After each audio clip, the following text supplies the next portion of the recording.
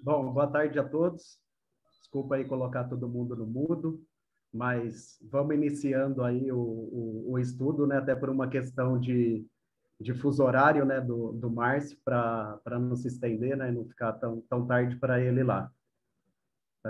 Queria agradecer aí a presença de todo mundo, né? Nesse segundo estudo do Márcio e avisar que esse estudo vai estar sendo gravado e depois vai ser compartilhado o link e vocês podem dividir aí com o pessoal que não pôde estar aqui hoje, né, ao vivo aqui. E também queria pedir a gentileza que vocês fiquem atentos com a questão do mudo, né? Agora aí durante o estudo, já está todo mundo no mudo, e pedir a gentileza que se ficar atento para não sair do mudo, porque interfere tanto na apresentação quanto na gravação que a gente está fazendo do estudo, né? Só um pouquinho de atenção nisso daí. E só antes de passar a palavra para o Márcio, solicitar se o Cassiano pode orar aqui para a gente iniciar, e depois o Márcio já pode começar com o estudo. Tá bom? Pode ser, Cassiano? Pode ser.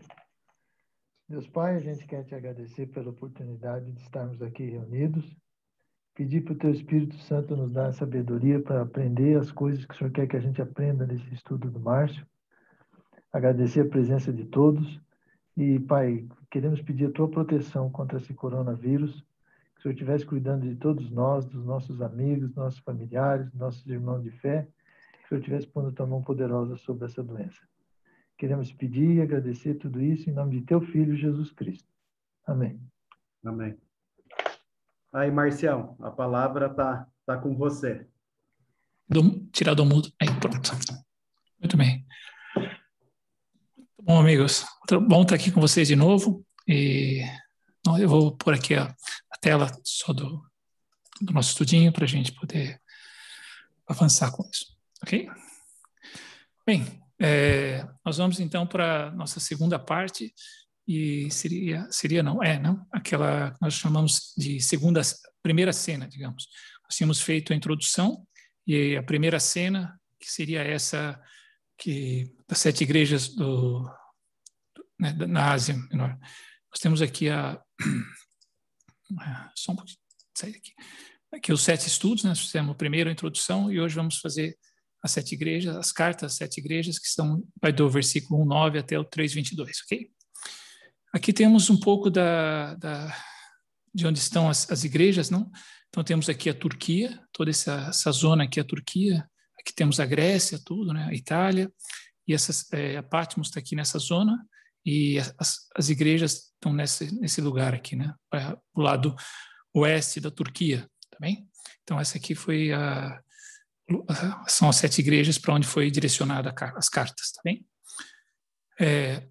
Antes de entrar diretamente no estudo, eu queria só que nós lembrássemos uma coisa, porque quando fazemos o estudo de Apocalipse, é sempre muito bom ter como um referente, digamos assim, até como uma bússola, os capítulos 24 e 25 de Mateus, porque nesses capítulos Jesus fala sobre o final dos tempos, né? E uma das coisas que ele fala, que é muito importante que nós tenhamos em vista, e que talvez, digamos assim, a palavra com a qual eu vou resumir todo o estudo é essa de vigiai, né? Então Jesus ele fala, né, sobre o final dos tempos, falou: o céu e a terra passarão, mas as minhas palavras nunca. Mas quanto ao dia e à hora, ninguém sabe, nem os anjos do céu, nem o Filho, senão somente o Pai. Pois a vinda do Filho do Homem se dará à semelhança dos dias de Noé. Porque nos dias anteriores ao dilúvio, todos comiam, bebiam, casavam e davam-se em casamento, até o dia em que Noé entrou na arca, e não se deram conta até que veio o dilúvio e levou a todos. Assim também será a vinda do Filho do Homem. Portanto, vigiais, pois não sabeis em que dia vem o vosso Senhor. Tá bem? Então, essa palavra vigiar, eu acho que é a palavra que eu usei, que na minha mente fica como sendo a palavra que resumiria todo o nosso estudo, toda essa 1 hora que nós vamos passar juntos agora, tá bem? Então, aqui, a palavra que nós deixamos na introdução era esperança, e a palavra que eu gostaria que nós tivéssemos em mente nessa é vigilância. Tá bom? Então, vamos lá. Só para de entrada, talvez porque, não sei se todos que estão aqui receberam os e-mails que nós temos conversado sobre os estudos, e foi pedido que fossem vistos vídeos, não? E esses vídeos são vídeos aqui tem um deles que é sobre uma introdução às 7 igrejas, não? Depois tem de cada uma das 7 igrejas. E então aqui eu deixo o link, e também pode ser visto de outra forma, se vocês colocarem, estou dizendo para a pessoa que não recebeu o e-mail, não? Se colocar ali na busca, no Google, Cornerstone University 7 Churches, Revelation, YouTube. Então vai chegar exatamente nesses vídeos que estamos aqui. Eles são muito bons, eu recomendo fortemente que o vejam, não? E eu tenho, eles não são longos, são por volta de 25 minutos, e eles são mesmo muito bons em termos de contextualização, nos dá uma perspectiva assim, do que eram aquelas zonas, igrejas, né? Aquelas cidades, mesmo o mundo grego, o mundo romano, de uma forma assim muito boa mesmo, é uma mais-valia para tudo, sabe? Quando lemos as outras cartas, quando lemos Atos, isso nos ajuda muito. Então, assim, foi pedido que todas as pessoas vissem esses vídeos, né? Espero que todos tenham podido ver, porque nós vamos fazer um salto, né, mais à frente, ok? Então, outra coisa que foi pedido para ser visto era esse filme, Entrando numa Fria Ainda Maior, tá bem? Então, maior ainda. Esse também é importante que seja visto. Então, ou seja, nós estamos partindo daqui agora, assumindo que foram vistos vídeos aqui atrás, tá bem? E esse filme, ok? Tá bem? Então, talvez vai faltar algumas coisas, mas eu acho que depois, se vocês puderem ver, quem não viu, vale a pena vê-lo. Ok? Então, de novo aqui, vamos. Uma ideia, né, que está por detrás das 7 igrejas do Apocalipse, a importância delas para nós, ou das cartas, não, é que ela seria, digamos assim, uma radiografia da cristandade, ok? É claro que ali as cartas foram enviadas a 7 igrejas, mas nós sabemos que havia muito mais igrejas, não? Por exemplo, a carta que é enviada a Laodiceia, ela faz parte de um vale chamado Vale do Rio Lico, e nesse vale havia outras 2 igrejas, que é a igreja de Colossos e a igreja de Herápolis. Então, sim, mas havia muitas outras igrejas, entende? E por que essas 7? Não? Então, a gente sabe que 7 tem a ver com um número que está relacionado a Deus. Tal. Então, assim, digamos, de uma certa forma, elas nos dariam a globalidade assim, da perspectiva das igrejas. Então, nesse sentido, que ela seria uma radiografia da cristandade, por isso a importância disso para nós também hoje. Não? Há uma coisa muito importante no livro de Apocalipse, que chama-se repetição de modelos. Não? Então, nós vimos ali nas igrejas que foi falado de Jezabel, entende? Foi falado de Balaão. Então, assim, se aquilo que estava acontecendo ali naquele momento para as igrejas, não, do primeiro século eram iguais ao que aconteceu no passado dentro do reino de Israel, então elas também são iguais ao momento que nós vivemos e ao longo de todos esses 2000 anos que já existiu e o que vem pela frente, entende? Então, de certa forma, a importância dessas cartas está porque elas são realmente uma radiografia, ajudam-nos a tirar, digamos assim, ter uma ideia de como andam, né, as coisas, como caminham as igrejas, ok? Então, vamos à frente. Então, como foi falado, foi pedido que fossem vistos vídeos. Por quê? Porque os vídeos, toda a parte de contextualização que nós faríamos desse trecho, que é muito grande, já é assumido que já foi feito, não? Porque o vídeo realmente é muito bom. E também ali vemos bastante da interpretação e também aplicação.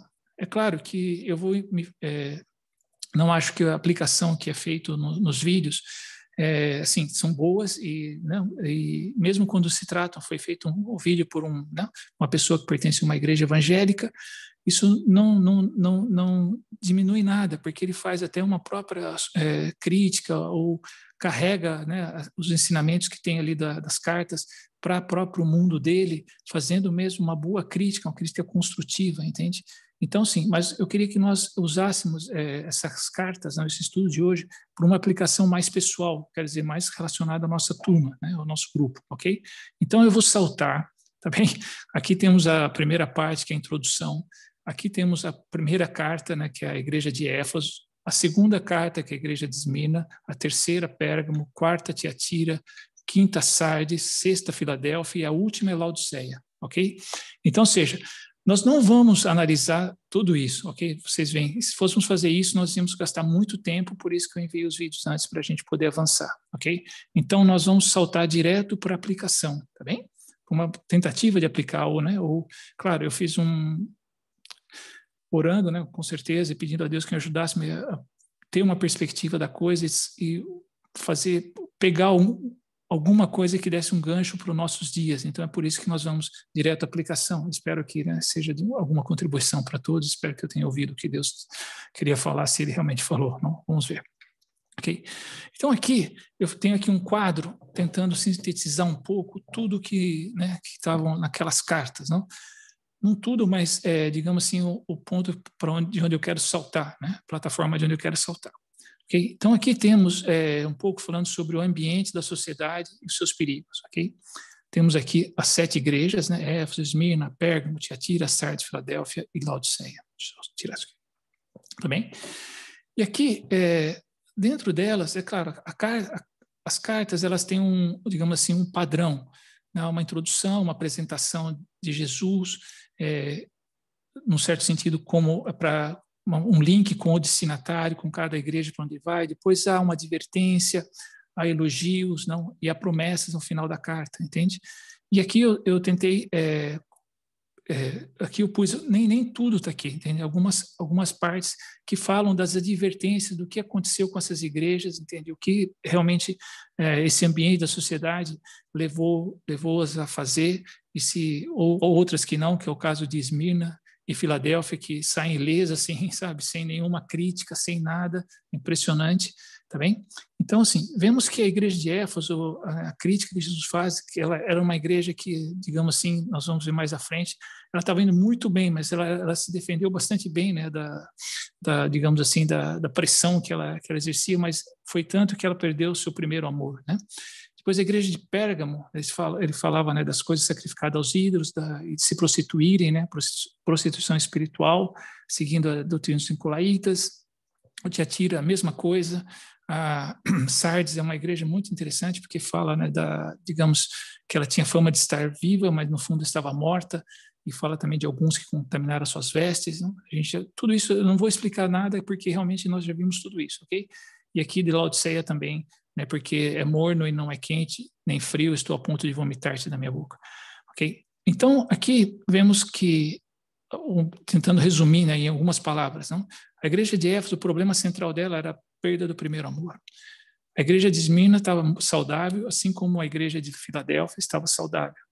A igreja de Pérgamo tinha o problema de idolatria, prostituição espiritual. A mesma coisa de Tiatira e Sardes, um sincretismo. Sincretismo por quê? Porque eles esvaziaram de tal forma a mensagem cristã que ela já deixou de ser o que era, entendeu? Como realmente um sal que perde a sua capacidade de salgar, como vemos ali em Mateus, tá bem? E Laodiceia, vemos lá a questão do orgulho, da arrogância, ok? Mas qual é o ambiente da sociedade que eles viviam, né? Vemos que os vídeos mostram bastante bem, né, o que se passa nas cartas. É um ambiente de politeísmo muito, muito forte, não? Em algumas delas há um problema também agregado, que é o do judaísmo, né? Ele fala da sinagoga de Satanás 2 vezes e fala do trono de Satanás, aqui em Pérgamo, ok? Então, daqui eu queria que nós saltássemos, tá bem? Então, vamos lá. O politeísmo é tão grande, né, que necessitaram criar os deuses desconhecidos. Isso é mesmo interessante, nós vemos isso ali em Atos, quando Paulo passa por Atenas, não? Ele tenta fazer um gancho através de uma estátua dos deuses desconhecidos. Eles tinham tanto medo dos deuses, não, que os deuses poderiam, digamos assim, retaliá-los por não terem recebido, digamos assim, a adoração que deviam. Então, eles criaram o Deus desconhecido exatamente para, sabe, se tiver algum Deus que não está recebendo digamos assim, nosso culto, então vá para ele, não? É mais ou menos aquela piada, né, daquele devedor que ele tinha uma dívida, né, uma pessoa que tinha uma dívida e o seu credor vinha, né, vinha várias vezes, e falava, passa no dia de São tal, aí vinha no dia de São tal e tal, aí passa no dia de São Y, aí vinha lá no São Y, aí quando chegou no dia de Todos os Santos, não, ele passou e falou, agora não vai ter escapatória, agora, né, são Todos os Santos. Então, mais ou menos por aí. A ideia do Deus desconhecido é uma coisa que, sabe, para atingir todos se tiver faltando algum, entende? Então, sim, era tanto politeísmo que foi obrigado até a criar esse Deus desconhecido. Tá bem? Uma coisa interessante é que os primeiros cristãos, eles, no meio daquele politeísmo tão grande, no meio daquela miscigenação que existia, né, espiritual e filosófica, e de por que fosse, não, eles criaram uma coisa chamada símbolo da fé. O símbolo da fé é o que nós chamamos de credo da fé. Não? Por que símbolo? O símbolo é interessante. O símbolo foi uma palavra que eles apropriaram, que não era uma palavra conhecida na época. Não? Então, era assim, digamos assim que três reinos se juntassem para fazer um combate, não? E eles, digamos assim, os comandantes, os reis, quem fosse, eles se reuniam e faziam estratégias de guerra, e depois, que estava tudo isso feito, antes de se separarem, eles quebravam cerâmicas. E vocês sabem, quando a cerâmica se quebra, ela tem onde ela se quebra, ela tem um encaixe perfeito com outra parte, não? Então, eles guardavam, cada um levava uma parte daqueles encaixes, não? Então, quando eles queriam enviar alguma atualização para algum outro general, eles pegavam uma parte, aquela parte que ficou com eles, não? E faziam a carta, escreviam e enviavam aquilo para o general, né? Para o outro, através de um emissário. E esse emissário levava aquele pedaço de cerâmica. E o outro general, quando recebia aquele emissário, quando ele entregava aquele pedaço de cerâmica, ele ia olhar nos pedacinhos dele e via se encaixava mesmo. Se encaixasse, ele aceitava aquilo como se aquilo fosse diretamente falado por aquela pessoa, entende? Então, seja, era como se fosse, digamos assim, uma palavra-chave, digamos assim, não para entrar, digamos, no acesso ao outro lado, ok? Então, eles tinham essas 3 perguntas que os primeiros cristãos faziam para saber se realmente aquela pessoa, quando se dizia cristã, se de fato ela era, se era cristã segundo aquilo que eles tinham recebido de Jesus, não? O bom depósito que Paulo fala muitas vezes, não? Então eles perguntavam se a pessoa cria no Deus Todo-Poderoso, se a pessoa cria em Jesus Cristo, Filho de Deus, que nasceu do Espírito Santo e de Maria, a Virgem, que foi crucificado sobre Pôncio Pilatos, morreu, se levantou de novo ao 3º dia, vivo dentre os mortos, descendeu ao céu e se assentou à destra do Pai e virá julgar os vivos e os mortos. E a outra pergunta é: crês no Espírito Santo, na Santa Igreja e na ressurreição da carne? Entende? Então isso foi necessário por quê? Porque, como eu disse, as pessoas tinham, eu sou cristão, eu sou do caminho, que seja, né? Mas no fundo tinha outra filosofia, outros princípios que regiam, digamos assim, a fé deles, entende? Então, para saber se realmente aquelas pessoas eram ou não cristãs, eles tinham isso. Então, isso é importante mais à frente, tá bem? Nós vamos voltar talvez a falar sobre isso. Ok? Então, aqui, de novo, um pouco para produzir, digamos assim, o gancho que nós vamos... só um pouquinho aqui. Que nós vamos ter com o nosso momento atual. Então, veja, aqui na igreja de Pérgamo, na igreja de Tiatira e na igreja de Sardes, quando vemos ali, vemos que houve um excesso de uma demasiada tolerância com as pessoas, entende? Como eu tinha falado anteriormente, não? Tens aí pessoas que seguem a doutrina de Balaão, que ensinou Balaque a fazer os filhos de Israel pecarem, induzindo-os a comer das coisas sacrificadas a ídolos e prostituírem. Então, Tiatira é a mesma coisa, tolera Jezabel, lembra que eu falei da repetição de modelo e tal, não? Então, assim, então esse é um problema que, digamos assim, essas 3 igrejas tinham, não? Que é um problema de tolerância, ok? Em contrapartida, Éfeso era o contrário desse, não? Eles fizeram bastante bem, não? Eles tinham muita fé, muita perseverança, aqui eles falam que puseram à prova os falsos apóstolos, descobriram que eram mentirosos e tal, mas Deus diz, tenho porém contra ti que deixasse o primeiro amor. Então, ou seja, eles faziam bastante bem isso, mas chegou ao ponto de a intolerância deles, chegou a um ponto que, digamos assim, um legalismo, algo do tipo, entende?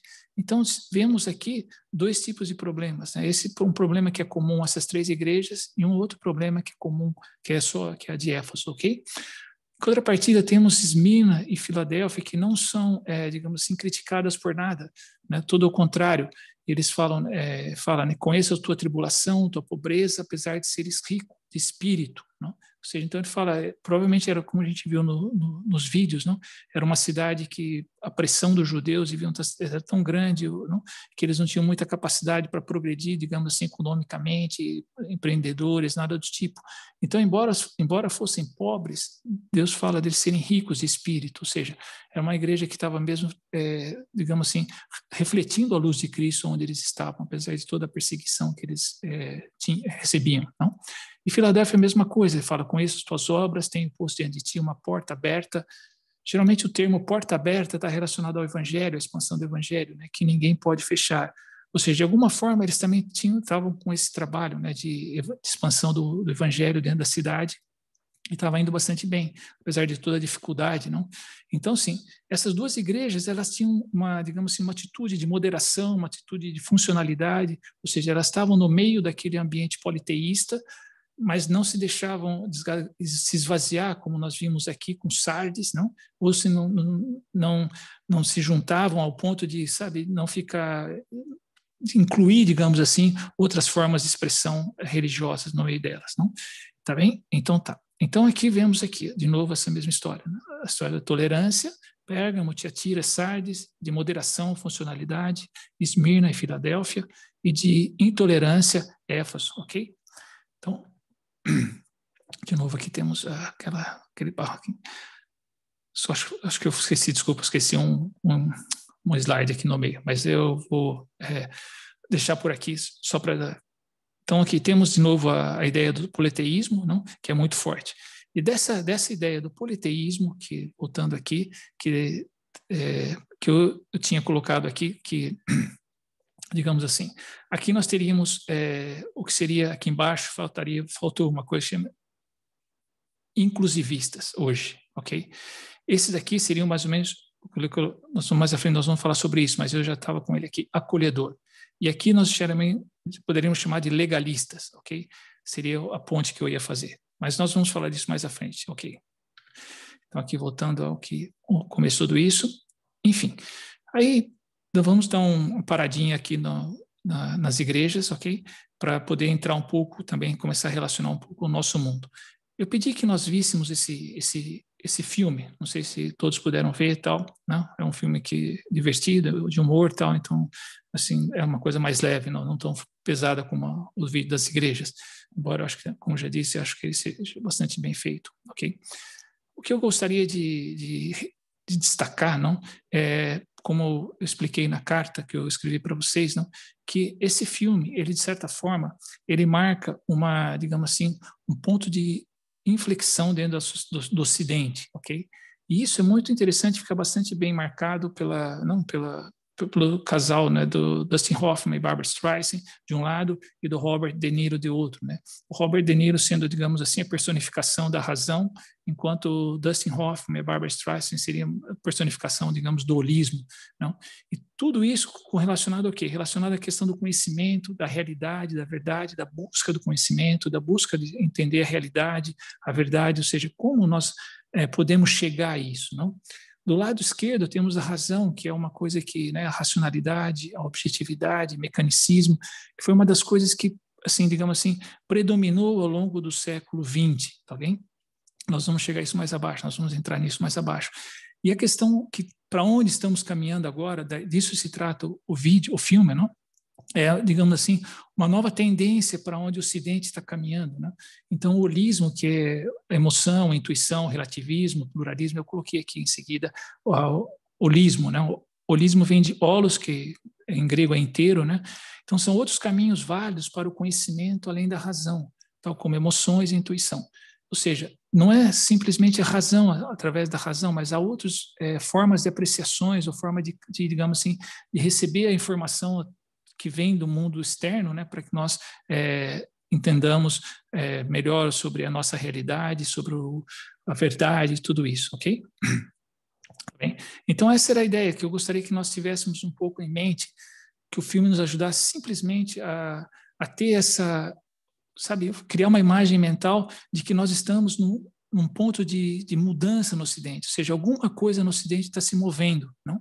E essa coisa que eu gostaria que nós víssemos nesse estudo para poder tentar entender como, né, essas cartas das igrejas de Apocalipse podem servir para nós hoje, tá bem? Então vamos caminhando à frente. Então, mas antes de falarmos de hoje, não, eu queria dar um passo atrás, demos um passo atrás, não? Na realidade não é um passo pequeno, é um passo de século e meio, ok? Então nós vamos ver isso também. Então, aqui.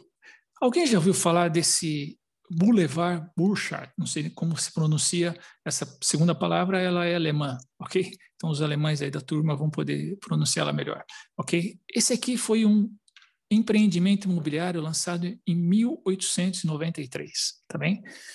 Esse empreendimento imobiliário lançado em 1893, ele tinha algumas, digamos assim, algumas novidades para a época em termos de urbanismo, ok?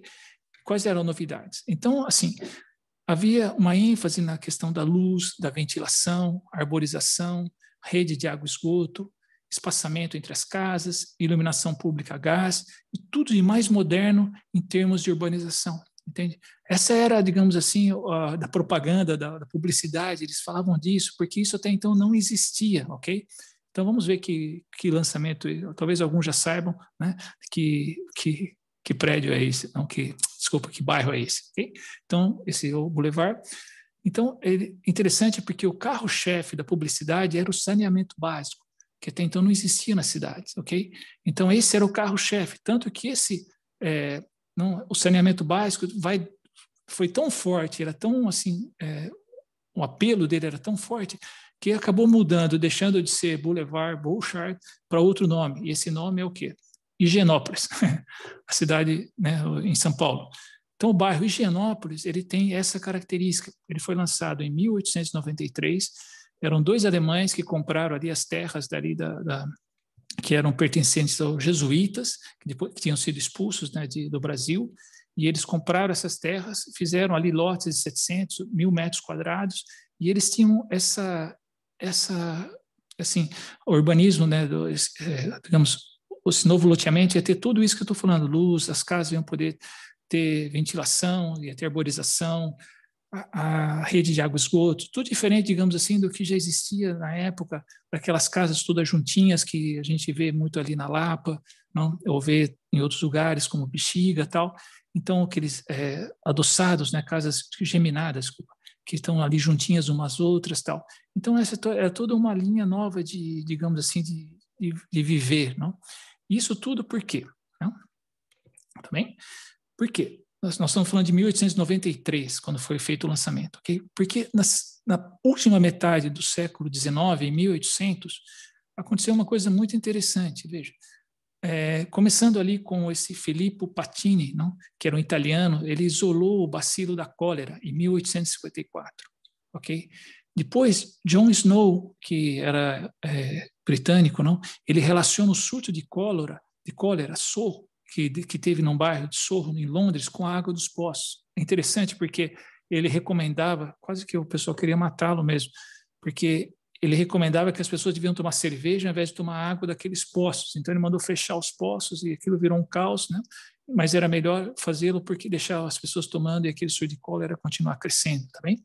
E depois, mais para frente um pouco, em 1882, Robert Koch, que ele isola e descreve a ação do bacilo da tuberculose. Então, ele consegue fazer todo o processo, também ele usa cobaias, depois ele vê a doença que apareceu nas cobaias, relaciona com aquela doença, com que ele já tinha no laboratório e tal, enfim.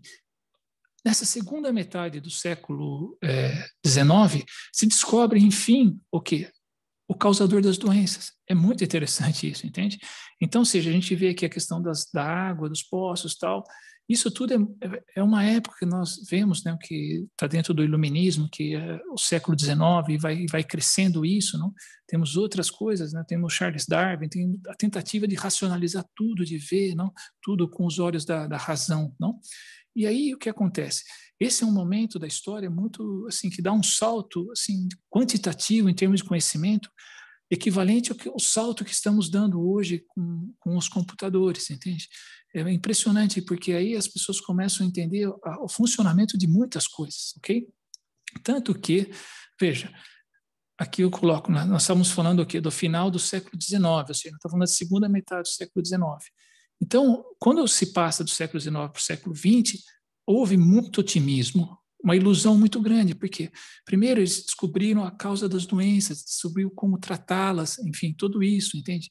Depois aí pensava-se, né, puxa, nós vamos poder acabar com a fome, entende? Agora nós vamos poder ter medicamentos para todas as pessoas, etc, etc, etc, não? Então, assim, quando entra no século XX, há muito otimismo, muita ilusão, e tudo baseado o quê? Na razão, ok? A razão era a grande vedete desse momento, entende? Só que, passado o século XX, o que acontece? Né? Olhando para trás, quando chegamos à segunda metade do século XX, vê-se o quê? Que já houve duas grandes guerras mundiais, que o problema da fome não foi resolvido pela produção, que a produção não era o problema. Se produz muito mais alimento do que é necessário para toda a humanidade. O problema é a distribuição. Alguns têm muito e outros têm pouco. Vê-se os medicamentos, não? Vê ainda hoje a questão das vacinas, né? Não precisa nem voltar um século atrás, não? Como esse problema é a má distribuição, né, dos medicamentos, como não só da distribuição, mas também da produção para os tipos de doenças que são doenças tropicais, ou das doenças que são no hemisfério norte, enfim, para tudo isso. Okay? Então, quando se chega aqui ao final do século XX e vamos passar para o século XXI, há todo um pessimismo, uma desilusão com o homem, entende? Toda aquela coisa da razão, ela começa a vir abaixo, entende? A razão é importante, mas não é tudo, entende? Então, aí entra em jogo que é uma outra forma de ver o mundo, uma forma de compreender o mundo, que é o holismo, tá bem? Então, isso que vamos caminhando. Uma das coisas que é importante perceber, não? Voltando lá ao século, aqui, todo esse século, e quando entra para esse, é que o Ocidente, né, sobre a legenda do iluminismo, ele fez uma coisa interessante. Ele separou o mundo sobrenatural, o transcendente, do mundo natural, o imanente, entende? Ou seja, é como se o imanente, todas as respostas têm que ser dadas pelo que está aqui dentro.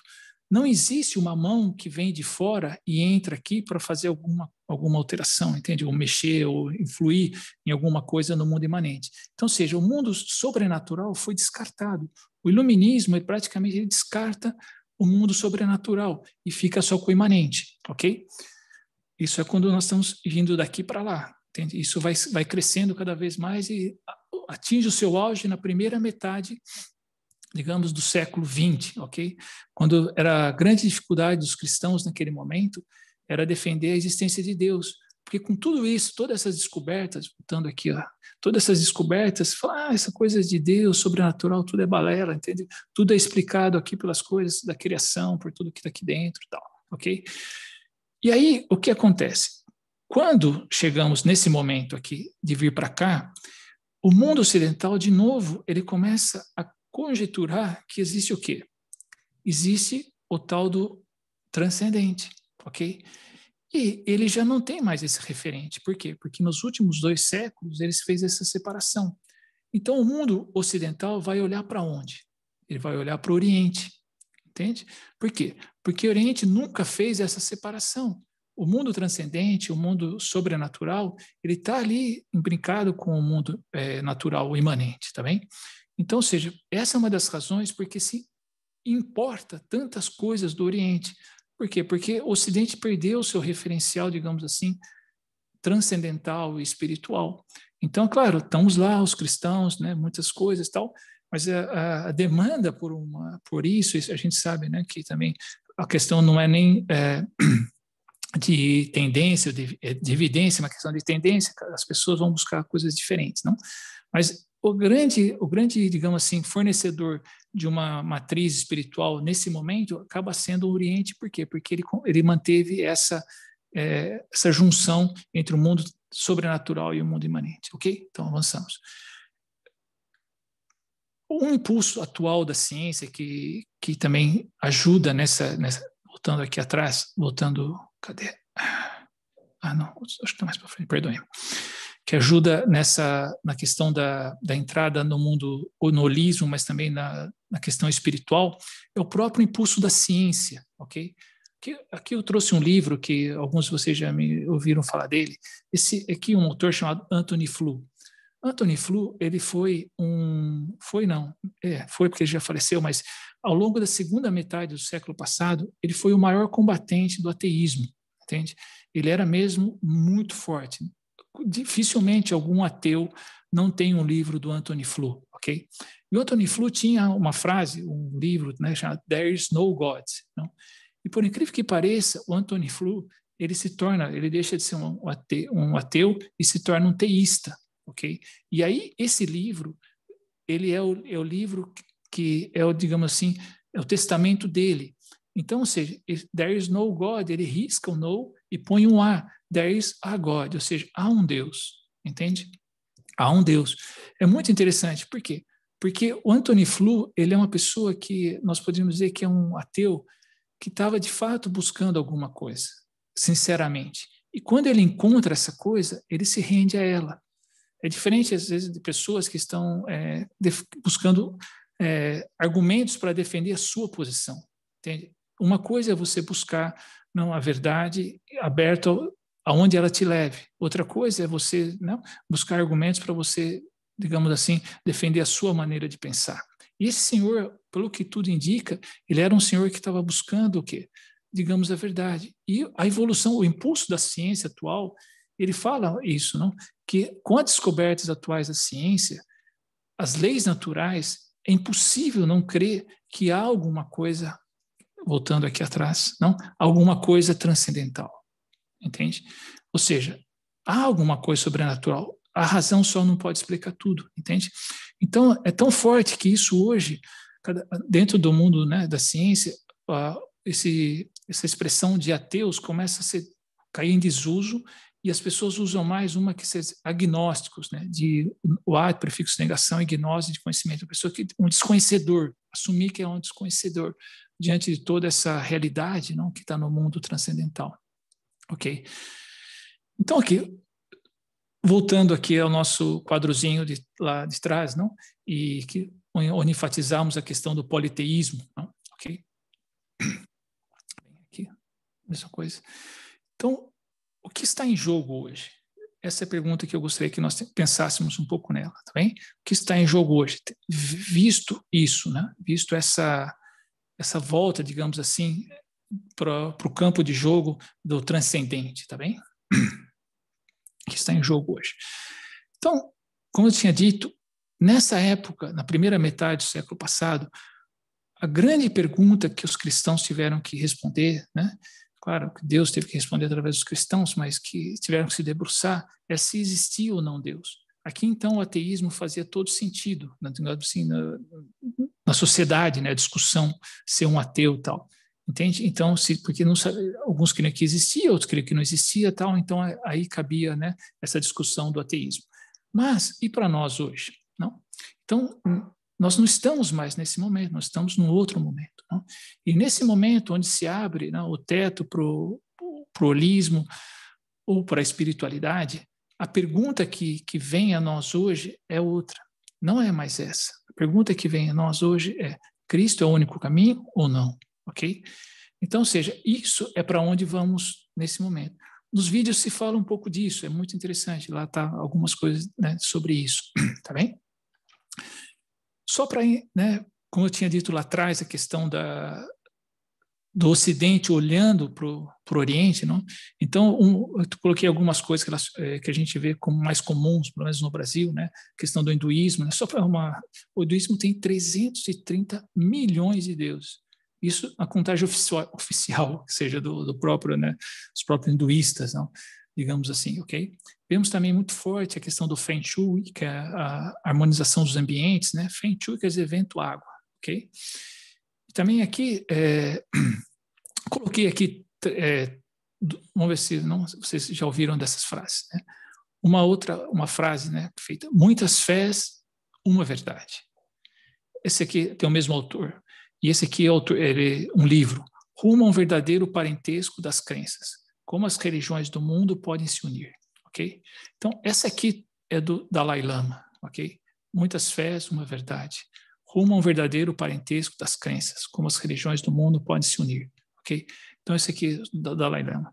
E esse aqui é sobre o Papa essa semana, por incrível que pareça. Uma coisa muito, assim, ambígua. Nós que somos cristãos, conhecemos as Escrituras, vamos saber, não, ele não deve estar falando isso. Mas qualquer pessoa que não conhece o cristianismo bem, conhece as Escrituras, vai ficar embaralhado, ou vai achar que isso é por aí mesmo. Veja, Maria não é apenas a ponte entre nós, olha a ponte, nós que temos a ponte entre nós e Deus. É mais, é o caminho que Deus percorreu para chegar até nós e é o caminho que nós devemos percorrer para chegar a Ele. Incrível. Realmente eu fiquei chocado quando eu vi isso. Mas tudo bem. Então, seja, o que está em jogo hoje, que eu coloquei lá em cima, o que está em jogo hoje, diferente do que estava em jogo na primeira metade do século passado, é singularidade de Jesus. E simplesmente é o verso 14:6 de João. Jesus lhe respondeu: eu sou o caminho, a verdade e a vida. Ninguém chega ao Pai a não ser por mim. Entende? Essa aqui vai ser a grande dificuldade, assim, o campo de batalha, digamos, nosso, não, dos cristãos atualmente. Como eu falei lá atrás, né? Se esse era, digamos aqui, a grande questão, né? E essa se torna a nossa hoje, tá bem? Cristo ser o único caminho ou não. Ok? Isso vai ser mesmo a grande dificuldade nossa. Então, aqui, só para, né, paramos aqui, e eu gostaria que nós pensássemos em algumas palavras, algumas expressões, algumas coisas que já existem no mundo cristão e que nos levam um pouco a pensar também ali naquela radiografia das igrejas, das 7 igrejas, ok? Então, alguns termos atuais para reflexão. Esses termos são termos, sim, sempre são complexos, não? Complicados, difíceis da gente se posicionar, parece que a gente meter a pessoa numa caixa, coisa do tipo. Mas eu acho importante nós reflexionarmos um pouco em cima desses termos, para a gente saber do que está sendo falado, ou quando algum cristão, quando pergunta coisas para nós, enfim, para que nós saibamos do que está sendo falado por aí afora também.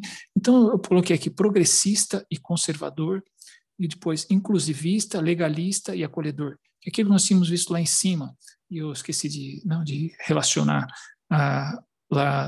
com as igrejas, tá bem? Então, aqui eu coloquei um pequeno textinho que eu escrevi, só para a gente ter ideia para quem não conhece nada. É claro que aqui está bastante limitado e, claro, falta muita coisa aqui, só para realmente dar uma ideia.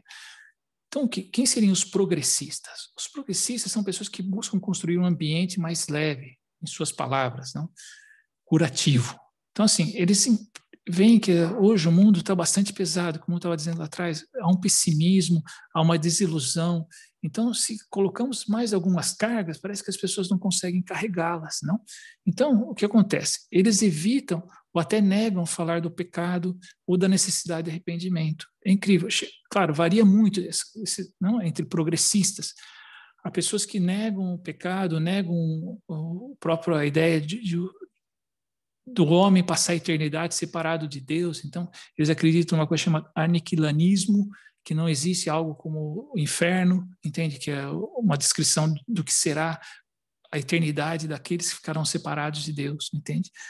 Eles chegam a relativizar princípios bíblicos para aceitar e incluir, daqui o termo inclusivistas, aqueles que optaram abertamente por um caminho não aceito ou em desconformidade com a Bíblia, entende? Então, seja, esse aqui é a ideia dos progressistas. Então, seja, nós vamos falar mais abaixo. Conservadores, como o próprio nome diz, tende a conservar. Conservar o quê? Conservar a visão tradicional do cristianismo. Não? Creem na centralidade da Bíblia, na sua inerrância, ou seja, esses daqui não creem nesse ponto, principalmente, inerrância da Bíblia, ou seja, que a Bíblia é uma coisa que está certa, ou que não tem erros, ou que não, coisas do tipo. Eles acham que a Bíblia é uma coisa muito cultural, muito histórica, pontualmente, entendeu? Ela tem o seu valor para aquele momento e não para nós hoje, coisas do tipo, ok? E os conservadores tendem não a confiar na Bíblia, tentam buscar, não, o que nós estamos falando lá no início, ler um texto bíblico, contextualizá-lo, depois fazer uma interpretação e daí extrair um princípio e trazer o princípio para o nosso momento, né? E todo o resto que seria, digamos assim, o palco onde aquele princípio foi aplicado, fica lá para trás, né? Entende? Isso a gente pode falar em outro momento, mas reconhece e aceitam, né? A Bíblia, aceitam, né? Como uma bússola, ok? E eles oscilam ali entre legalistas e acolhedores, como estava vendo ali na igreja de Éfeso e tal, ou a igreja falta o nome agora, desculpa. De Filadélfia e... Esmirna, não é Esmirna, perdoe-me. Esqueci agora. Vamos em frente. Então, aqui temos, esses são os conservadores. Depois, há dois assuntos quentes, estrelas atuais que estão, né, nessas discussões. Um deles é a questão da homossexualidade, identidade de gênero, sexo antes e fora do casamento. E outro seria a questão da salvação, que tem a ver com a própria singularidade de Cristo, tá bem? Então, esses dois assuntos geralmente são os assuntos atuais que dentro do mundo cristão, ou até mesmo fora, né, mas principalmente dentro do mundo fora, a gente pode entender o posicionamento que as pessoas tenham, mas dentro do próprio mundo cristão não há uma uniformidade, não há, digamos assim, um caminho que se percorre junto, ou uma tendência, né, a mesma. Há bastante divergência entre a abordagem progressista e a abordagem conservadora. Não? Aqui eu coloquei uma coisa interessante, notar que a volta da importância ao trato do corpo. Né? Veja, a seguir, esse aqui é um livro de um historiador muito famoso, chamado Peter Brown. Ele chama-se Corpo e Sociedade. Não? Então, esse livro é um livro bastante interessante. Ele fala sobre o homem, a mulher e a renúncia sexual no início do cristianismo. Então, eles posicionam como o cristianismo mudou completamente a forma como as pessoas olhavam o corpo, entende? Então, aqui eu pus a volta da importância ao trato do corpo, entende? Então, vemos muito isso hoje, como o corpo volta a ter uma importância tão grande, sabe? De como lidar com o corpo, as coisas relacionadas ao corpo, o sexo e tudo mais, entende? Então, isso é uma coisa muito interessante, por quê? Porque isso nos leva de volta, digamos, lá ao mundo antigo, entende? E que é uma certa, digamos assim, uma quebra de um paradigma que permaneceu durante muito tempo, porque o cristianismo no Ocidente ele imprimiu uma visão do corpo que, assim, que ela foi não hegemônica, mas ela foi, digamos assim, a coluna dorsal de quase 2 séculos, 1 século e meio, milênio e meio, pelo menos, entende? E agora nós estamos voltando a relativizar isso, e isso tem muito a ver, como está assim, com o mundo quando a igreja nasce, quando Cristo vem, tá bem? E outra questão importante é a questão do próprio de Cristo como único caminho. Assuntos mais discutidos. Então, esses dois assuntos, não, tanto de Cristo como único caminho, e aqui da importância do corpo, são assuntos muito discutidos nas cartas do Novo Testamento, ok? Vamos em frente. Aqui, tentando incluir todas essas ideias aqui, não, esses termos, eu tentei assim colocar um testemunho pessoal, uma coisa de que, né, de como eu vejo, não? Temos, digamos assim, de um lado temos os progressistas, do outro temos o conservador, ok? E onde eu me coloco, na realidade nem sou eu que me coloco, digamos, a pessoa com quem eu trabalho aqui, mas que é o Wolf Christian, né, ele fala que eu sou uma pessoa que estou entre os dois mundos, não? Aqui o pessoal do mundo evangélico, os navegadores, está mais dentro do mundo conservador, e tem um grupo muito forte na Europa, não, chamado Inner Frontiers, que vai mais nessa direção, entende? E eu me coloco, ele entende que eu estou nesses dois sentidos. No sentido, em que sentido, digamos assim? Com relação às formas, às expressões da fé, nós somos mais abertos, entende? E com relação aos princípios bíblicos, eu sou mais conservador, entende? Nesse sentido, então, é onde mais ou menos eu estou, vou explicar mais à frente. E também seria uma espécie de acolhedor, entende? Não seria, digamos, nem legalista e nem inclusivista, ok? Seria acolhedor. Que sentido? Né? Acolhedor no sentido de que, como Jesus, em João 8, quando aquela mulher que foi pega em adultério, que eles levam Jesus para apedrejá-la, tal, não? E Jesus lhe perguntou depois, né, que Jesus falou, aquele que não tiver nenhuma pedra, que não tiver nenhum pecado, que atire a primeira pedra. Então, né, depois Jesus levanta e pergunta, mulher, onde estão eles, os acusadores, não? E ela responde, ninguém te condenou? Ela responde, ninguém, Senhor. Disse então Jesus, nem eu te condeno, vai e não peques mais. Ou seja, o acolhedor é aquela pessoa que ele acolhe a pessoa porque somos pecadores todos, não? Então acolhemos uns aos outros, digamos assim, entende? Ou aquelas pessoas que vêm de fora da igreja e têm, né, uma situação bastante difícil, tal. Então, no sentido de acolhê-la, mas não aceitar o pecado dela, entende? Que é o que acontece muitas vezes aqui com o inclusivista, não? Entende? Que eles aceitam a homossexualidade, aceitam a identidade de gênero e outras coisas mais.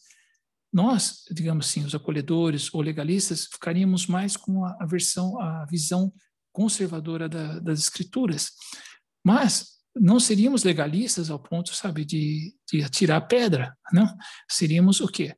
Um acolhedor seria aquele que, como Jesus, que vai e não peques mais, entende? Então, esse seria mais ou menos uma ideia só para fazer um pouco, digamos assim, materializar todas aquelas ideias em alguma pessoa, né? Eu escolhi a mim para, né?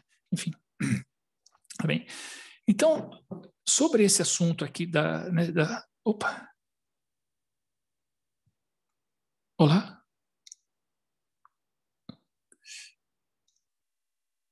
Aconteceu alguma coisa? Temos algum problema aqui? Compartilhando tela, Márcio. Sim, exato. Vamos ver. Desculpa.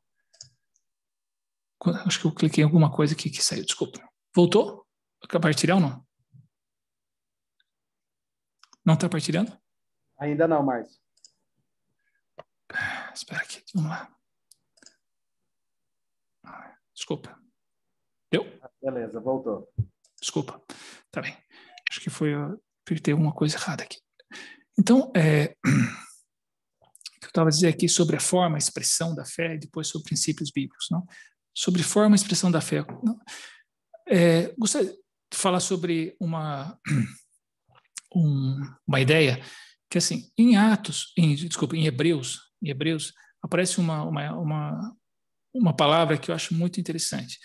Em Hebreus ali, em Hebreus 8, 9, não? Fala sobre Jesus, que ele serve no tabernáculo, no verdadeiro tabernáculo, erguido por Deus e não pelo homem. Eles, os sacerdotes, servem no tabernáculo que é cópia e sombra das coisas do céu. Pois mais para frente ele fala que isto é uma figura, entende? Para o tempo presente. Tanto as ofertas como os sacrifícios que se oferecem não pode aperfeiçoar quem presta culto. Essas coisas se referiam somente a comida, bebida e diversas lavagens cerimoniais, ordenanças humanas impostas até o tempo de uma nova ordem. Essa palavra figura que fala, vemos, havia um verdadeiro tabernáculo que está no céu e havia um tabernáculo que é cópia do que estava no céu. Não significa que seja falso, não é isso, mas que ele é uma cópia, não? Isso fala que isso é uma figura, e essa palavra figura significa parábola.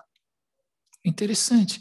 Se pensamos, onde que, né, se tentamos pensar na palavra parábola antes de avançar, de onde que vocês ouviram pela primeira vez, digamos assim, a palavra parábola na escola? Não digo em termos bíblicos, mas na escola. Geralmente as pessoas respondem, eu ouvi nas aulas de língua, né, de parábola e tal. Ok, também mas tem uma outra matéria também que fala sobre parábola, e essa outra matéria é matemática, ok? E é daí que eu acho que é interessante vermos uma coisa, não? Essa é uma parábola, não? Isso do que se trata, não? A parábola, ela tem um eixo, não? E tem esses dois lados, e esse lado, ele é equivalente a esse outro lado, entende? Então, por que uma parábola? Porque, digamos, de um lado nós temos o quê? O lado interior, o espiritual, a função, e do outro lado, não, se aqui temos o interior, aqui temos o exterior. Se aqui temos o mundo espiritual, aqui temos o mundo material. Se aqui falamos sobre função, aqui falamos sobre forma. Não? Em Colossenses é interessante que fala, portanto, ninguém o julgue pelo comer ou pelo beber ou por causa de dias festivos ou sábados, que são sombras. De novo aqui, sombras. Entende? Aqui tem Colossenses, nós vimos em Hebreus. Sombra do quê? Sombra fala que são sombras, vírgula, pois a realidade é Cristo. A verdadeira realidade é Cristo. Todas essas coisas são uma expressão da fé cristã, são sombras, ok? Se vamos aqui para frente um pouco, aqui temos a mesma coisa. Aqui eu escolhi, podemos ter falado de templo, circuncisão, e a lista é grande, não? Que eu falei sobre adoração, né? Sobre louvor. Em João 4 é muito interessante, por quê? Porque ali temos que aquele episódio quando Jesus encontra a mulher samaritana e ela fala, nossos pais adoraram nesse monte e e vós dizeis que em Jerusalém é o lugar onde se deve adorar. Então Jesus disse à mulher, e crê em mim, a hora vem em que nem neste monte, nem em Jerusalém adorareis o Pai. Por quê? Porque os verdadeiros adoradores adoram o Pai em espírito e em verdade. Porque são esses os adoradores do Pai, que o Pai procura. Deus é espírito e é necessário que os que adoram, o adorem em espírito e em verdade, ok? Então, seja, na questão da adoração, o que é importante é que a adoração seja feita o quê? Em espírito e em verdade. Desse lado vai ser o quê? Vai ser qualquer forma que eu fizer, qualquer expressão que eu fizer. Se eu estou deitado numa rede, entre dois coqueiros, numa praia, sabe, apreciando toda a criação de Deus, com o coração aquebrantado por ver toda aquela maravilha e tal, ou se eu estou de joelhos em cima de milhos, entende? Isso não, a expressão não importa. O que importa é se aquilo está sendo verdadeiro e espiritual. Deus que pode olhar isso, não? Nós, homens, olhamos esse lado. E muitas vezes julgamos por aquilo que vemos, entende? Então, nós, com relação à expressão, né, que eu dizia atrás, lutando aqui, não, somos mais, eu, pelo menos, e a turma também, somos mais progressistas, por quê? Porque nós tentamos não levar em consideração, digamos, aquilo aparente, aquilo que vemos, entende? Mas aquilo que está onde? No mundo interior, no espiritual e na faltou na função. Acho que eu preciso acender a luz aqui que está ficando escuro. Por favor, Alessandra, se puder acender, agradeço. Ok? Então vamos avançar. Outra coisa interessante, não, que pensando nesse assunto, uma coisa entre a palavra normal e natural, entende? Muitas vezes nós tomamos as duas palavras como se elas fossem sinônimos, mas não são, entende? Veja, normal é uma palavra que vem de onde? Qual é a origem dela, normal? Ela vem da estatística, tá? E está relacionada ao quê? Aqueles eventos que mais acontecem, entende? Então, normal é uma coisa que, digamos, a gente vê na nossa sociedade hoje alguma coisa e dizemos, isso é normal. Às vezes tem a tendência de falar, natural, tal, entende? Não, é normal por quê? Porque é o evento, digamos assim, a forma como as pessoas estão vivendo hoje que predomina. Então, tá certo, isso é normal. Só que precisamos aprender ou fazer a diferença entre uma coisa e outra e ver o que é o natural, entende? Então, muitas vezes, o que acontece? As pessoas, elas, quando olham para as coisas da sociedade, muitas vezes elas vão olhar primeiro as pessoas, os que são mais progressistas, não? Eles vão olhar as pessoas e depois eles vão buscar o conceito na Bíblia, mas segundo o que eles estão vendo como sendo-se uma coisa, faz parte mesmo da vontade de Deus. Mas isso é o normal, isso não é o natural. E quando vemos o natural, digamos, vemos o que é a natureza, o que Deus criou, não? Isso que tem que ser o nosso grande referencial, primeiramente, e não olhar para a sociedade e achar que aquilo, da forma como está sendo vivido hoje, quais são as demandas, quais são as necessidades, isso seja, digamos assim, o que deve nortear, digamos assim, o nosso posicionamento como cristãos. Okay? Então, voltando aqui a esse quadrinho que eu tinha colocado, também só para retomar, e aqui, de novo, sobre a singularidade de Cristo, que eu acho, né, que é a grande luta que vamos ter hoje em dia. Tá bem? Bom, já terminando. Aqui, voltando ainda a Mateus 24, 25, o final daquele trecho, quando Jesus fala sobre o final dos tempos, ele faz 3 parábolas. Ele conta 3 parábolas, né? A dos 2 servos, das 10 virgens e dos 10 talentos, não? E aí ele faz essa comparação, não, entre 2 tipos de pessoas, os 2 servos, né? Aquele que dá o sustento à casa do seu senhor, governa bem, servo fiel e prudente, com diligência. Em contrapartida, o outro que come e bebe com os bêbados, espanca os conservos, é um servo mau, malícia, essa palavra que tem no grego, quer dizer malícia, interior, perverso, destruidor, também. E também outra parábola das 10 virgens, que ele fala, que levam azeite extra, que são prudentes, ainda haja fé, vida, luz, vigiar. E as outras, não, que não tinham azeite extra, não? E sabemos que o azeite está relacionado ao Espírito de Deus, não?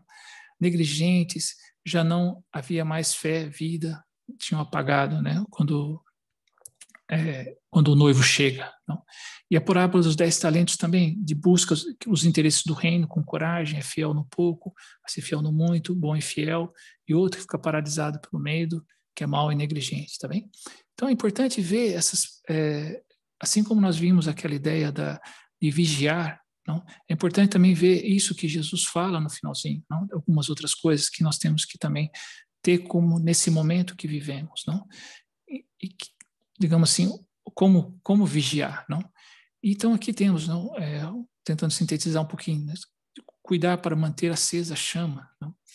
Da nossa relação com Deus. Isso é uma coisa muito importante que a gente vê aqui, principalmente nessa parábola.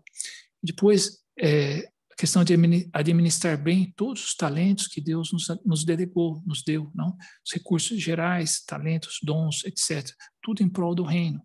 Então, ou seja, isso, digamos assim, tentando sintetizar essas 3 parábolas, seria no sentido de vigiar como fazer as coisas, não? Tá bem? Volto aqui de novo ao vigiar, não? Que é importante. E depois, aqui só para terminarmos, eu queria só trazer aqui as promessas que Deus deu àquelas igrejas, não? Daqueles que perseveravam, entende? Daqueles que chegaram ao fim, não? Com tudo, né? Então, ele fala, não? Aqui sumiu, aqui só um minutinho. Opa. Aqui. Fala, ao que vencer, eu lhe permitirei comer da árvore da vida que está no paraíso de Deus. Não? Interessante porque vemos que, né, como nós vimos na introdução, né, essa questão do paraíso, ou da árvore da vida. Ou seja, comer, se lá atrás era que não podiam comer, agora comer, não? Depois ele fala para Esmirna, de modo algum sofrerá a segunda morte, não? Que nós tínhamos falado, passar a eternidade separado de Deus, não? Darei um maná escondido e uma pedra branca, não?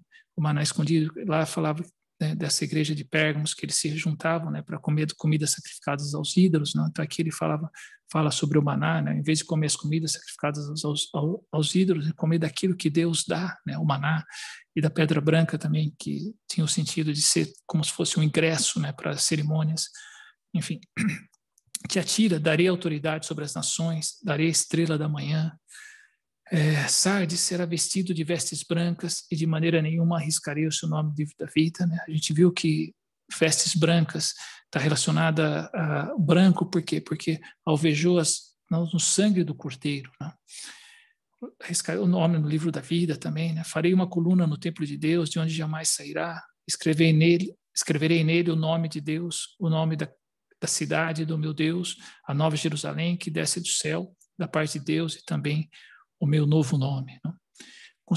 Concederei que se assente comigo no meu trono. Ou seja, então essas coisas são o quê? São as promessas que Deus fez a todas as igrejas para aqueles que perseverassem. Não? Então isso é uma coisa que eu acho que nós temos que levar em consideração nesse momento também e ter como esperança, né, que vamos poder desfrutar de todas essas coisas em algum momento, né, mais à frente, tá bem? Então é isso. Aqui, novamente, voltando ao começo, não? Que nós tínhamos falado sobre as palavras. Não? Se o primeiro estudo foi esperança, nesse estudo é essa vigilância, estarmos atentos, não? Às coisas de Deus, tentar se manter dentro daquilo que Deus diz que devemos fazer, entendeu? Apesar de toda a pressão exterior que vivamos, cada um em seu momento, né? Como eu estava dizendo hoje, essa questão também da espiritualidade e de Jesus ser a singularidade de Jesus ser o único caminho e tudo isso, não? Tá vigilante com relação a essas coisas, tá bem? E aqui eu deixo a palavra do próximo estudo, né? Que quando nós vamos fazer no mês que vem, que vai ser sobre os selos, vai ser a segunda cena. Então nós vamos falar e espero, não, que nós terminemos o estudo com a ideia de que temos insegurança, né? Algo vai nos dar muita segurança, ok? Então é isso, amigos. Aqui termino, fim, mas não se esqueçam, vigiemos, tá bem? Isso aí, amigos. Fiquem com Deus. Bom. Legal, Marcelo. Obrigado aí da apresentação. Realmente um estudo muito bom aí, muito elucidativo, assim, em diversos aspectos. E agora sim, vamos abrir, sim, para a parte de perguntas, né? Vamos ficar aí um tempo nessa parte de perguntas. Quem tiver uma pergunta, abre o microfone, se identifica, Já tem uma primeira aí, eu acho que a Cláudia vai falar, e daí a gente vai abrir. Só lembrando, se identifica, fala de onde está falando, e depois que falar, lembra de pôr o microfone no mudo de novo. E uma pergunta por pessoa, né? Sem muita réplica aí, para dar oportunidade de todo mundo falar, né? Porque vamos ficar aí mais ou menos aproximadamente uns 20 minutinhos aí com as perguntas para dar tempo de todo mundo participar, beleza? Bom, Cláudia de Campinas. Olá, Cláudia. Bom, Márcio, quando você colocou a parábola e no eixo central você falou sobre adoração, você colocaria o batismo nesse mesmo eixo? Eu gostaria que você me posicionasse o que você acha disso, porque tem sido uma luta muito grande, uma dúvida minha pessoal. Uhum. Olha, eu acho que sempre temos que levar em consideração essa questão da parábola, a questão do mundo espiritual, da representação. Eu diria assim, ali eu coloquei circuncisão, e eu não coloquei batismo propositalmente, porque eu não queria entrar nesse assunto agora. Posso falar rapidamente, mas não é. Isso faz parte de um outro estudo que eu estou fazendo sobre expressões da fé cristã, enfim. Mas eu diria que podemos fazer um paralelo com Colossenses 2 e Romanos, quando Paulo fala que a verdadeira circuncisão é aquela feita no coração do homem por Deus, não através não dos homens, tal, entende? Então acho que o batismo ele tem uma componente espiritual, que é realmente esse que é o que importa, e tem uma componente, digamos assim, material, que é a expressão, que é a cerimônia, quando a gente expressa para as pessoas que nós recebemos algo de Deus, entende? Eu acho que essa segunda parte, ela pode ou não acontecer, do meu ponto de vista. Eu hoje não diria que seja uma coisa obrigatória a segunda parte, entende? Ela pode, segundo a pessoa, se alguém quer expressar isso publicamente para outras pessoas, creio que é válido, entende? É um direito que a pessoa tem. O mais importante é o interior, é o que acontece mesmo dentro de nós, através do Espírito Santo. Não, do batismo do Espírito, dela receber de fato Deus, dela ser o templo, se tornar o templo de Deus, entende? Porque mas esse raciocínio seria o raciocínio da própria circuncisão, que era uma coisa muito importante para os judeus, tá bem? Eu diria também, estendendo isso, né, diria até pela própria Santa Ceia. Não, se olhamos lá no mundo antigo, não havia a expressão Santa Ceia. O que havia era partir o pão, ok? E partir o pão era uma expressão técnica que dizia uma refeição. Entende? Então, o que eles faziam era comer juntos. Okay? Isso era muito comum, isso era mais em nome de Deus. As refeições também para os deuses, tal, isso era uma coisa muito comum no mundo antigo. Então, ou seja, era uma refeição. Partir o pão era uma refeição. E dentro daquele momento, pode ser ou não que houvesse, digamos assim, alguém que, olha, esse é o vinho, esse é o pão, o vinho representa o sangue de Cristo, o pão que é sempre o corpo de Cristo. Okay? Mas nós não encontramos nada que demonstre que aquelas igrejas faziam da forma como nós fazemos hoje, entendeu? Como é visto, digamos assim, a Santa Ceia. Pode existir, como eu disse, nesse momento da partilha do partir o pão, de uma comida. E nós da turma temos isso, quando nós nos reunimos para um churrasco, nós estamos fazendo aquilo em nome de Deus, para Deus, entendeu? É a comunidade, é o grupo junto, comendo juntos, entende? Para Deus. Isso seria o partir o pão, no meu modo de entender. Não quero estender muito, mas se você quiser, podemos conversar em algum momento, mais particularmente. Estou aberto e podemos, tá bem? Coloco à tua disposição. Eu queria perguntar uma outra coisa. Eu queria, assim, saber o que seria de fato, assim, explicar melhor o que seria natural. Natural? Isso. Assim, sim, o natural seria a natureza, coisas que Deus criou, digamos assim, não? Como a gente podemos ver em Romanos 1, quando fala que os atributos invisíveis de Deus, seu eterno poder, sua natureza divina são vistos claramente através das coisas criadas, entende? Ou seja, a natureza, toda a criação dela, né, até o universo, ele reflete a glória de Deus. Ele não é Deus, né? Não vamos entrar num panteísmo, não, ele não é Deus, mas ele reflete a glória de Deus.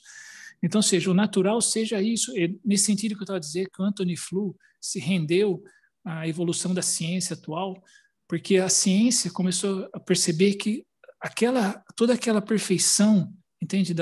Somente ele fala muito das leis naturais, é algo que tem que existir uma mente por detrás disso. Isso não pode ser fruto do acaso.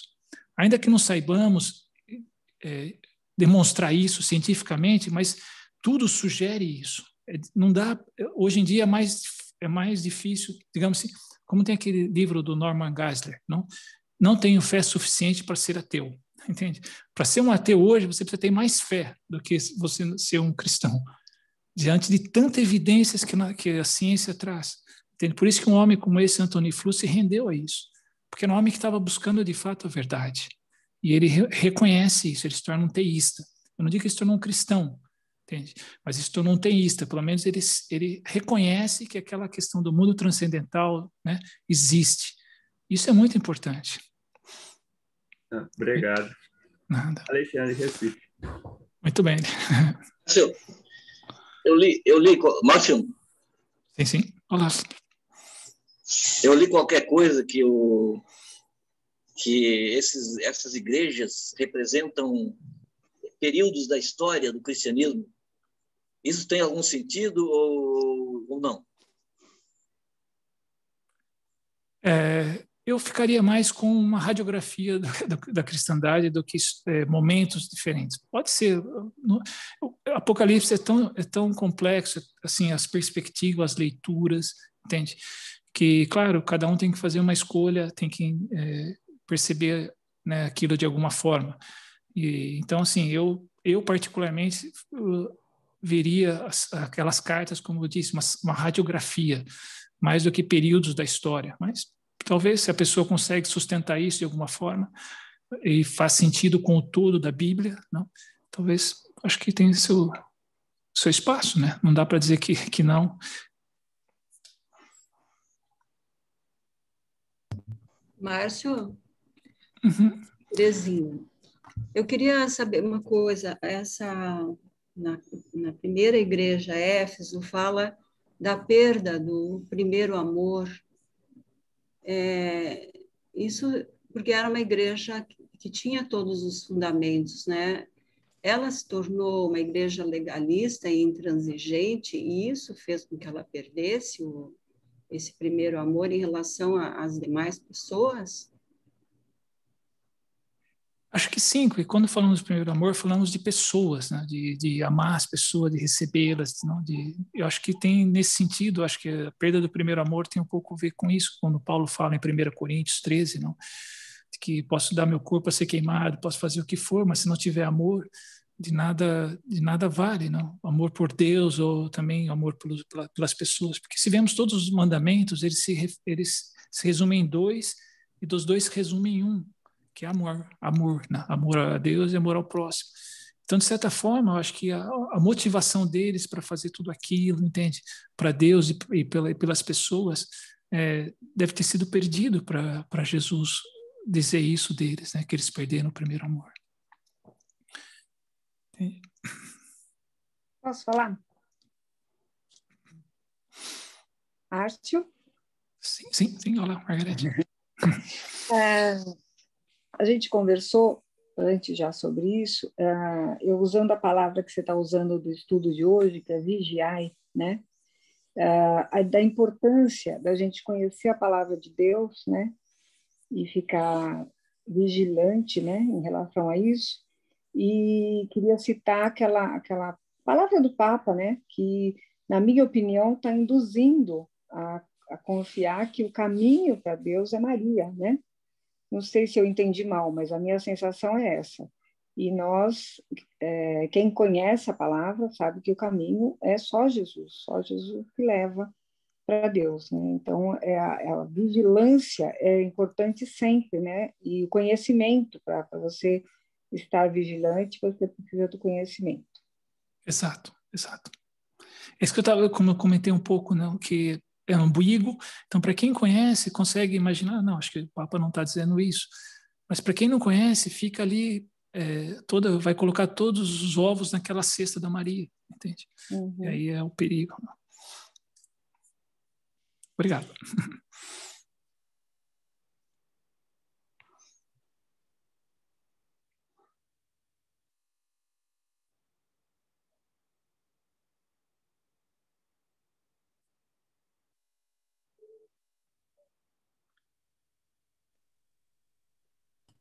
Márcio, você falou aí de colocar todos os ovos, né, na cesta da Maria.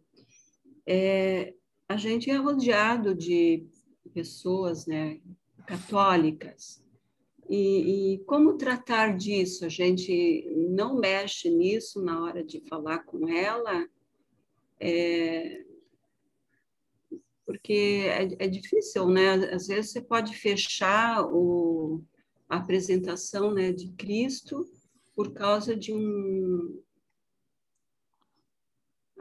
é um dogma para ela, né? Ela recebeu aquilo e ela leva aquilo como verdade. Exato. E só Deus, acho que vai poder fazer, digamos assim, analisar aquilo, se ou não que ela crê nele mesmo, né? Ou se ela, enfim, acho eu que diante de tanta coisa que nós estamos entrando nesse momento, temos que manter claro o que cremos, entende? Eu próprio aqui, né, já fui chamado de fundamentalista, que é um termo que, né, que a gente usa para os terroristas, né, que explodem bombas aí e tal, entende? Por quê? Por ficar nas escrituras, como eu estava a dizer, né, com relação aos valores, aos princípios bíblicos, né, eu sou bastante conservador, tento contextualizá-los, como a Cláudia acabou de perguntar, fazemos um esforço muito grande para isso, né, para tentar entender, buscar, né, o que realmente as escrituras dizem, o que nós vemos, né. Tenho tentado ler muito sobre a igreja do primeiro século, tentar percebê-la, tentar ganhar o pulso, né, dela. E eu acho que fazendo esse trabalho, fica nisso, entende? Nós temos que expressar o que nós cremos, entende? Ainda que seja uma confrontação, porque a gente não sabe também se alguém amanhã, esse testemunho nosso vai ser importante para ela, para essa pessoa, entende? Acho que confrontação nunca, acho que a gente nunca deve confrontar, né? Acho que a gente deve sustentar a nossa posição, isso sempre, mas nunca confrontar. Acho que não sendo perguntado, explicar com amor, explicar, né, dar uma boa resposta, né? Tentar fazer uma aproximação da pessoa, né, com Maria sendo uma pessoa muito importante, ela faz parte do credo, né? E Maria tendo sido escolhida por Deus para gerar Jesus, é inegável que ela é uma pessoa muito importante, entende? Para Deus, caríssima para Deus, entende? Então, temos muito espaço para se aproximar, entende? E depois tentar mostrar um pouco onde cremos, o porquê cremos, e quem sabe, às vezes a pessoa vai crer em Jesus, mas nunca vai conseguir deixar, de fato, essa pequena idolatria da Maria. Mas aí eu pergunto, e nós, as nossas idolatrias? Entende? Todos nós temos alguma coisa. Todos nós. É inegável que temos, entende? E se Deus nos aceita assim, por que não poderia aceitar uma pessoa que realmente reconheceu Jesus como Salvador e tem ali alguma coisa que não está 100%, entende? Digamos, ninguém de nós vai. Todos nós lutamos contra alguma coisa, entende? Então, não sei, é complexo, mas eu acho que, resumindo, é tentar valorizar Maria naquilo que cabe a nós, entende? E amar a pessoa, acolhê-la e sustentar a nossa posição, né? Ela não ser o caminho, né? Como a Margarete falou, aliás, foi a Margarete que me mostrou esse versículo, porque esse Twitter do Papa é dessa semana. É muito ambíguo isso, entende? Não vamos entrar numa discussão, nada disso, né? Eu só coloquei para mostrar como realmente esse assunto da singularidade de Jesus é mesmo uma coisa, é um campo de batalha hoje. Infelizmente, o Papa, em vez de reforçar, né, essa singularidade dele, joga uma coisa no ar, mas sabemos que é uma instituição, é grande, tem muita coisa em jogo também, né? Mas é isso. Acho. O Márcio, é a Diva aqui. Olá. Qual é a terceira pergunta do credo, que no começo eu identifiquei duas? Sim. É com relação ao Espírito Santo, é o Espírito Santo, com relação ao Espírito Santo, da igreja, entende? A primeira é com relação a Deus, a segunda é com relação a Cristo, a terceira é com relação ao Espírito Santo, a igreja, exato. Tá. E era muito importante isso, realmente era, sabe, hoje nós precisamos um pouco disso. Eu coloquei isso porque nós, às vezes estamos falando, somos cristãos, isso, aquilo, outro, mas, de fato, o que é ser um cristão, né? A gente viu nas últimas 2 décadas, houve um boom das igrejas cristãs no Brasil, que é muito positivo, não? mas é um crescimento assim tão grande que é difícil das pessoas serem discipuladas, né? Então fica muito confuso. Eu sou cristão, mas no fundo ela não deixou de ser nada do que era outra. De repente ela só colocou como se fosse um distintivo na camisa dela, ela já tinha vários e colocou outro agora, né? Entende? Então é muito importante tentar entender o que de fato a pessoa crê, no que ela crê, né? Até mesmo para ajudá-la, né? Se for o caso, se houver oportunidade. Márcio? Diga lá. Tudo bem? Heloísa de Louveira, São Paulo. Eita, grandona. O que me chamou muito a atenção na sua apresentação, e a Diva terminou de abordar, a gente que tem toda uma vida dentro do catolicismo, é que o símbolo da fé que você apresenta é um credo que a gente aprendeu desde muito pequenas. E eu nunca tinha percebido a dimensão dessa oração. E nunca, sabe assim, eu nunca tinha parado para ver sobre o que eu estava declarando. E foi muito engraçado, quando eu entrei nas escrituras, eu literalmente deletei todas as orações que eu fazia, pré-definidas, que eu aprendi na minha doce infância. E agora eu descobri que eu fazia esta oração e não sabia. E é saudável. Pois é, saudável. Como Pai Nosso, não, ensinada por Deus, por Jesus. Quando a gente entende o que está falando, né? Exato.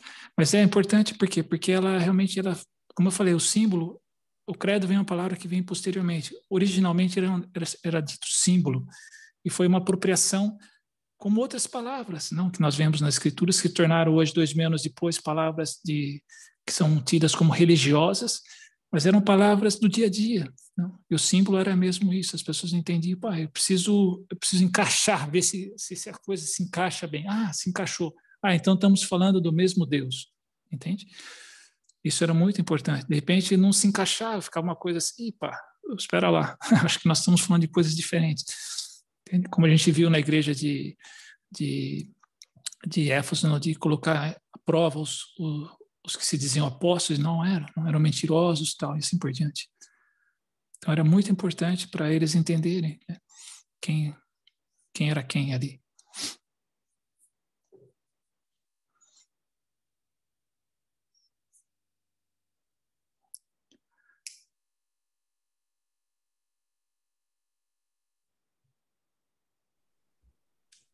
Bom, se não tiver mais ninguém aí que queira fazer até o Dirceu quer fazer uma pergunta, vamos abrir aí essa pergunta para o Dirceu e depois a gente pode fazer o encerramento. Sou eu, Roberto. Você está primeiro, Roberto? Tá. Não, o Dirceu também levantou a mão, pode falar.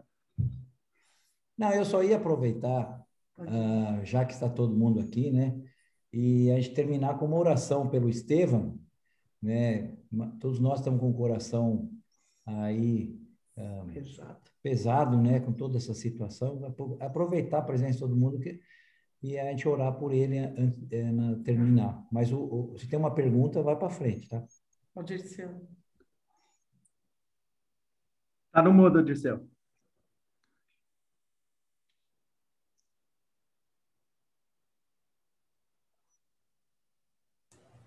Tá. Boa tarde a todos. Eu entrei bem atrasado, porque eu tive problema aqui com o tal link. Não conseguia me entender com o link aqui, pegava o anterior e tal, foi uma barafunda. E teve a Raquel, que está aparecendo aí também, e outras amigas nossas, então perdi uma boa parte inicial. Mas boa tarde a todos, um abraço forte, todos os amigos presentes e tal. E eu queria só fazer uma ponderaçãozinha, tá? A respeito da questão quando estamos tratando do evangelismo, falando de Cristo, da salvação, enfim, como comumente fazemos, estamos ali no Evangelho de João, que é o Evangelho universal, né? E tem pessoas que têm mais ou menos uma história em várias instituições religiosas, em várias religiões. E eu me lembro de uma experiência que nós tivemos com um grupo, com algumas pessoas, não vou caracterizar o grupo porque não interessa, mas tinha seguramente pessoas de 2, 3 origens. Aí eu me lembro, assim, talvez tenha sido uma inspiração no momento que eu disse para eles, as pessoas... Alô? As pessoas estavam ali ouvindo, nós estávamos conversando, e eu disse o seguinte: olha, eu queria propor para vocês uma coisa assim, mais ou menos focada, porque senão, em primeiro lugar, eu me perco, e segundo, eu gostaria de ficar concentrado naquilo que me proponho a ajudar vocês. Então, é o seguinte: vamos tratar de começar a conhecer Jesus, a pessoa dele, os ensinamentos dele, e a vida dele, e a obra dele. Aquilo que diz nas Escrituras. Vamos nos manter nas Escrituras. O que eu gostaria de propor é que nós não tratássemos aqui de religião, de outras instituições, tal, porque daí, primeiro, que eu não conheço. Tá? Eu muito pouquinho conheço da minha origem, que é católica. Mas eu não quero, eu acho que ficaria complicado mostrar para mim. Então, eu gostaria de permanecer nisso. O Cristo, a obra, a pessoa, os ensinamentos deles, aqui na Bíblia, tudo bem? O pessoal topou, e isso aí já foi um acordo de largada. Então, nós não tratamos das outras coisas, porque eu já me declarei incompetente para tratar dessas outras coisas. E já disse, bom, isso aí, vocês, todos nós somos livres, o respeito, obviamente, mas cada um procura das suas pesquisas, dos seus estudos. Aqui, eu gostaria de concentrar. E sabe que funcionou bem?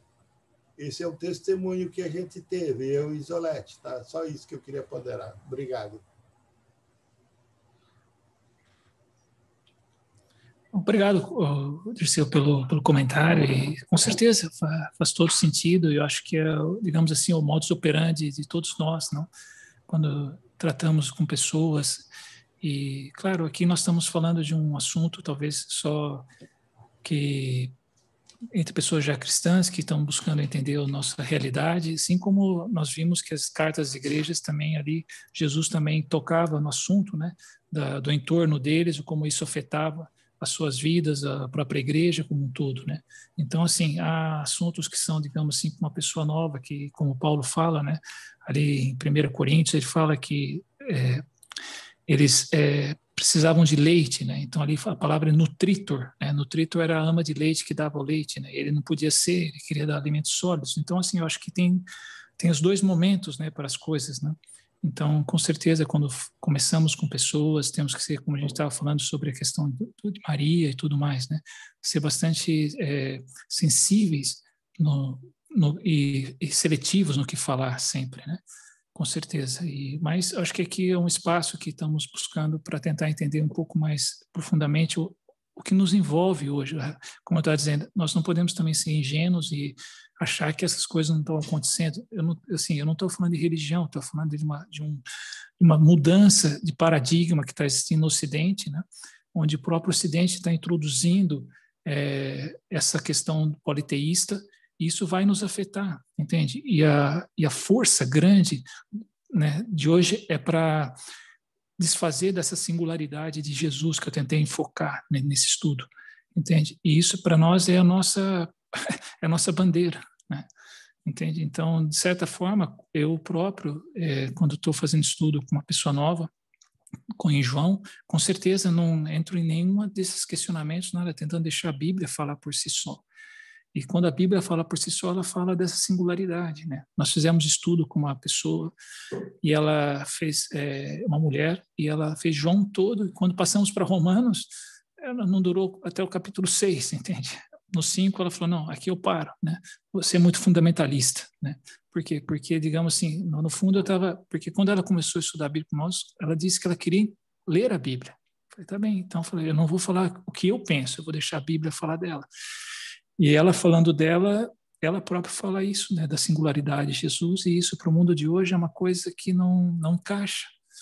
Então, é isso que eu estava tentando demonstrar, que nós, infelizmente, vamos ter, essa vai ser a nossa luta, provavelmente desse momento histórico, entende? Como eu tentei mostrar que na primeira metade do século passado, era outra a luta, digamos assim, entendeu? O que os cristãos iam sustentar? Entende? Nós hoje vamos ter que sustentar isso. Ou se não sustentamos isso, vamos cair naqueles problemas que estão nas igrejas do primeiro século. Eu queria fazer só um pedido. Ô Márcio, pode botar esses vídeos no chat aqui? Porque eu não tenho acesso a esses vídeos. Ok. Outra coisa, é importante que quem queira continuar assistindo, que entre em contato na cidade, com a pessoa que é responsável, para receber esses e-mails, entende? Acho que isso é muito importante, talvez. Mas eu vou colocar, vou tentar colocar aqui, só um segundo, eu tenho que sair daqui. Obrigado. Nada. Como eu vou fazer agora? Aqui.